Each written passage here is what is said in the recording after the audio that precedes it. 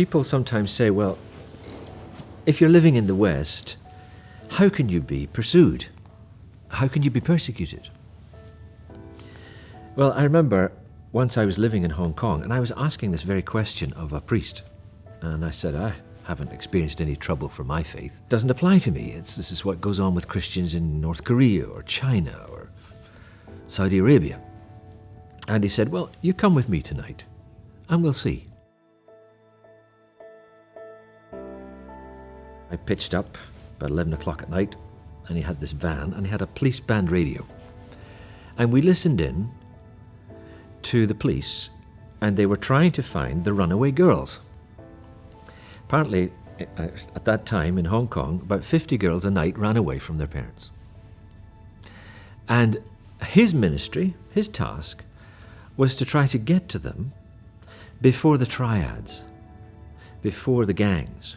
Because if the gangs got them, found them, they would kidnap them and send them to Japan as sex slaves. So his job was to try to find these girls. Twice that night, we arrived and found the girls at the same time as the triads. A knife was pulled on us and somebody shot at us. And as we were driving back, he said, did you experience a sense of pursuit tonight? Did you get into trouble a little bit for Christ's sake? And I think I saw what he meant. Sometimes the battle comes to you. Sometimes you have to take the battle to the forces of evil. Persecuted Christians are very good at pointing this out. Once I took two pastor friends to Beijing, to a house church there, and the service always starts the same way. The pastor goes around everybody with one question. He asks, what are your wounds for Christ this week? And everybody started sharing. And then he got to the two foreign visitors. I said, what are your wounds for Christ this week? And they said, we live in Britain. We don't have wounds. We're not persecuted like you are. And there was this uncomprehending silence in the church. And then somebody said, you don't have the devil in Britain? And the pastor said, look, persecution is just about being pursued.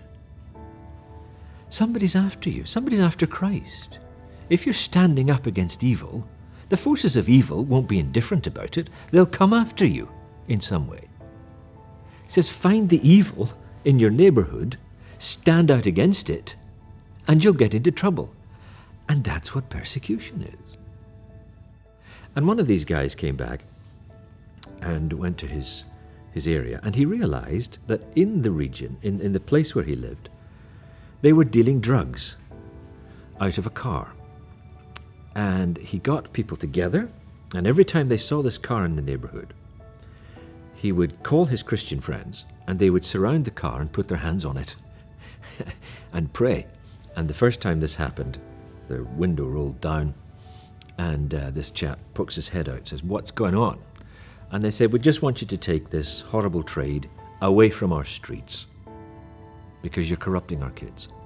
The drug gang began to bite back, and they had bricks through their window. He began to find that as they won, the forces of opposition got stronger. All that had happened was he'd simply taken the challenge back from China and said, what is the evil in this neighborhood, and how can I come against it? And when he did, trouble came. And that's the pattern. Someone will come after you if you confront evil.